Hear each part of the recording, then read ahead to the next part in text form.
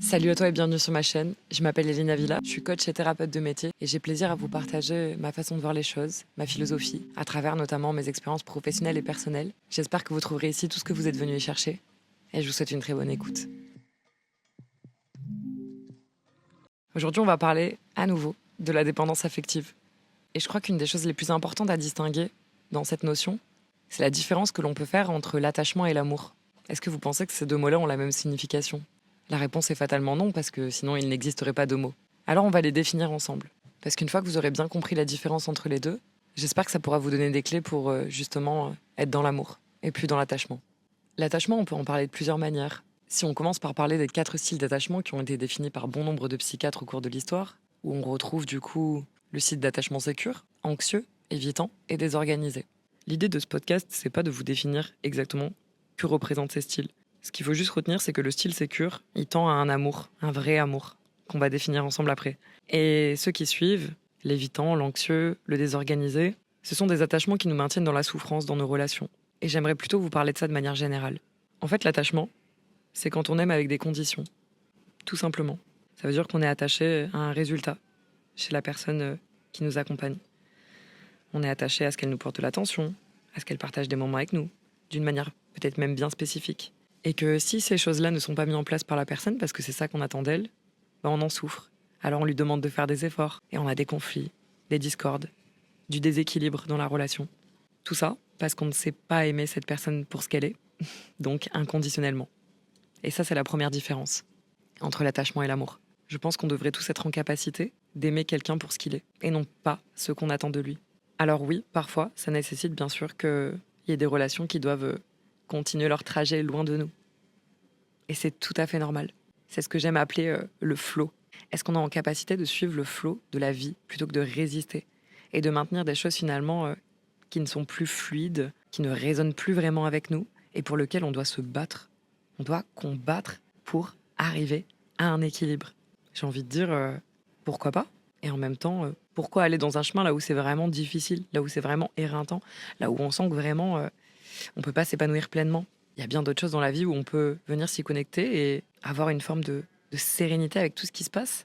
Alors pourquoi conserver cette relation de la manière dont on pensait que ce serait nourrissant pour nous, puisqu'on constate que ce n'est pas le cas.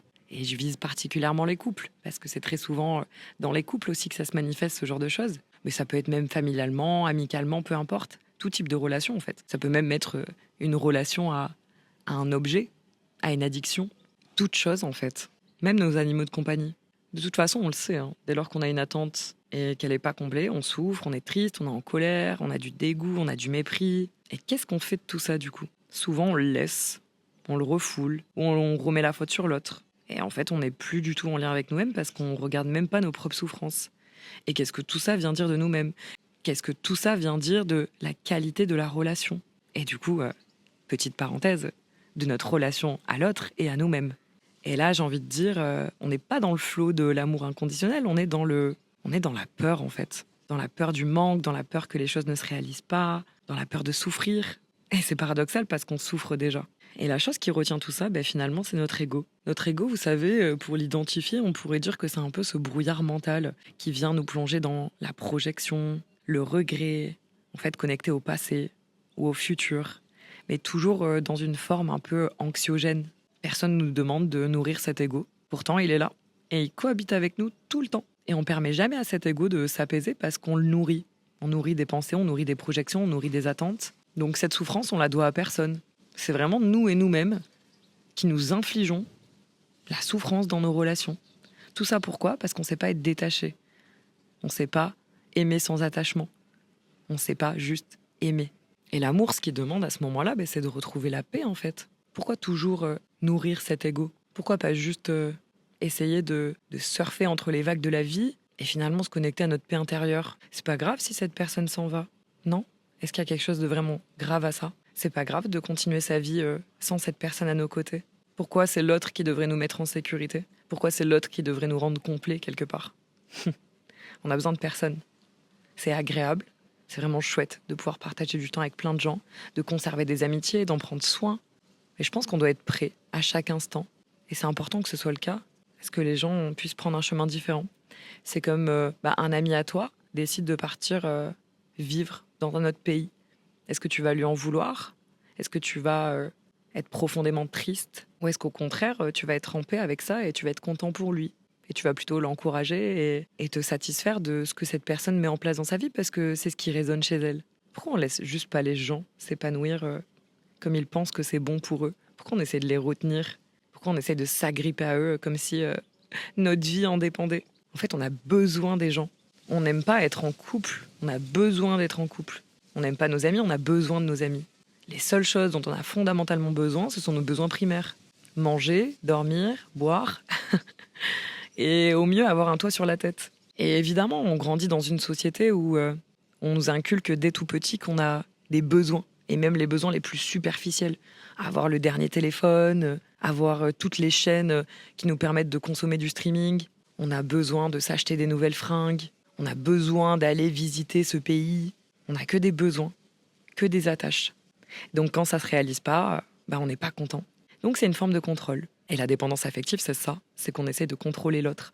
Et je trouve que quand on regarde ça sous cet angle-là, waouh, c'est vraiment pas agréable. Hein. Ni pour soi, ni pour l'autre. Est-ce que vous pensez sincèrement qu'une relation, ça se contrôle?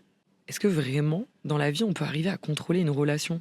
Nos liens, je crois pas qu'ils nous demandent ça. Hein. Les relations, c'est fluide. Et c'est ça aussi l'amour, c'est suivre ce flot, on y revient. Suivre ce flot dans les relations. Être en capacité d'être ouvert à rencontrer tous les jours des nouvelles personnes. Pourquoi pas certains d'entre eux leur permettre d'accéder à une part plus intime de nous-mêmes. Ça aussi, c'est un choix. Et le faire surtout quand ça se passe dans des conditions qui sont fluides pour nous.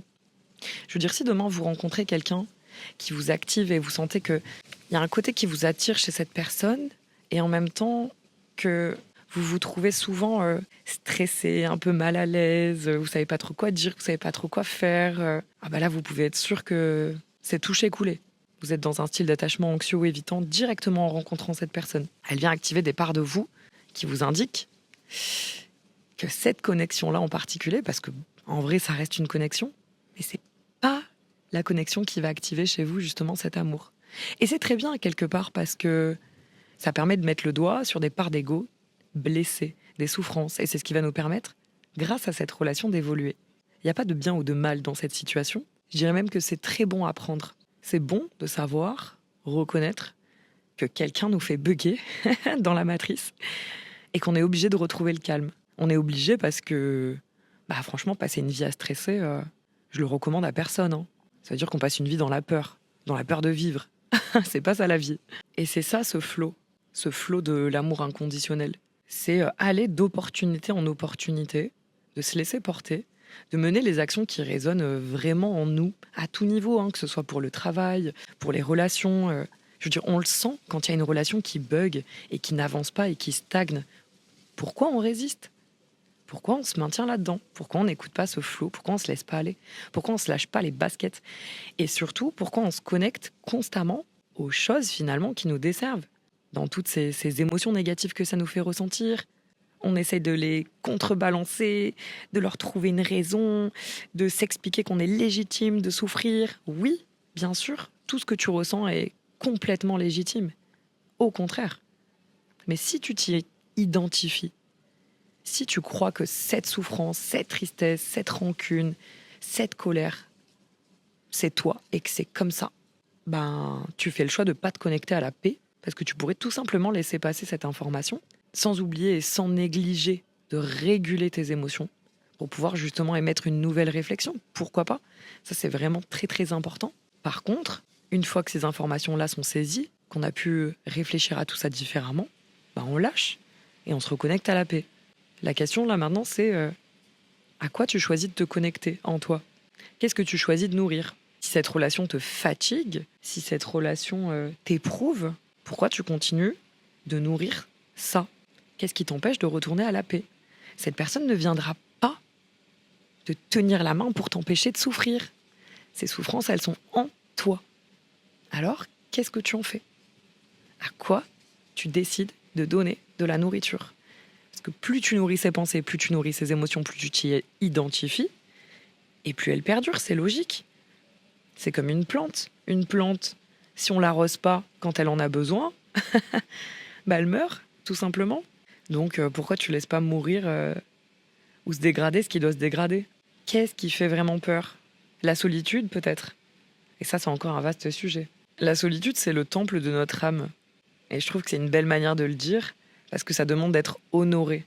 L'espace, le temps, le silence intérieur que l'on s'accorde, c'est des cadeaux qu'on se fait tous les jours. Et c'est tout à fait normal, dans un premier temps, de n'être pas à l'aise avec la solitude. On a grandi en famille, on a grandi en troupeau, on a grandi en groupe.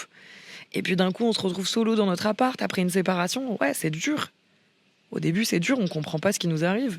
Mais encore une fois, quel loup tu décides de nourrir? Le loup blanc ou le loup noir? Dans ton appart, quand t'es solo entre tes quatre murs?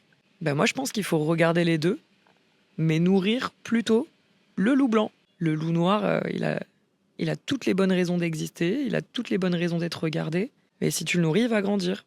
Alors on le regarde, on l'apaise, on lui prend la main, on lui dit qu'on va faire les choses différemment, qu'on va plus s'identifier à ça. Et ce qui est magique avec ça, c'est que si vraiment on arrive à choper cette dynamique, la vie nous fera pas vivre les mêmes épreuves. Parce qu'en fait, notre attention sera plus du tout tournée là-dessus. On sait à quel point ça nous correspond pas, on sait à quel point on n'est plus aligné avec ça, si tant est qu'on l'ait vraiment été un jour. En tout cas, quoi qu'on puisse en dire, si on a été attaché un jour, ça veut dire qu'on avait besoin d'évoluer et de grandir à ce sujet-là. Et c'est parfait. La vie, elle est parfaitement faite. Par contre, quand ça se reproduit en schéma, ça veut dire à un moment donné qu'on est constamment en train de nourrir le même loup, ce bon vieux loup noir qui est toujours là. Et on n'a rien su en faire. Et c'est vrai, on nous a pas appris. On nous a pas appris à gérer nos souffrances, on nous a pas appris à nous reconnaître, on nous a pas appris à nous faire confiance, à écouter notre intérieur, à nous connecter à la paix. Et tout ça, ça se cultive au quotidien. Alors je sais pas ce que mes mots vont vous donner envie de faire, et j'espère que ce sera le cas. J'espère que ça vous donnera envie de vous donner des temps seuls. Parfois, ces temps seuls seront sous l'objet du chaos, parce que vous aurez besoin de conscientiser et traverser certaines choses.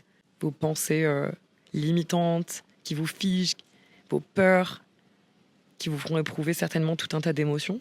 Laissez-vous traverser, laissez traverser ces émotions en vous.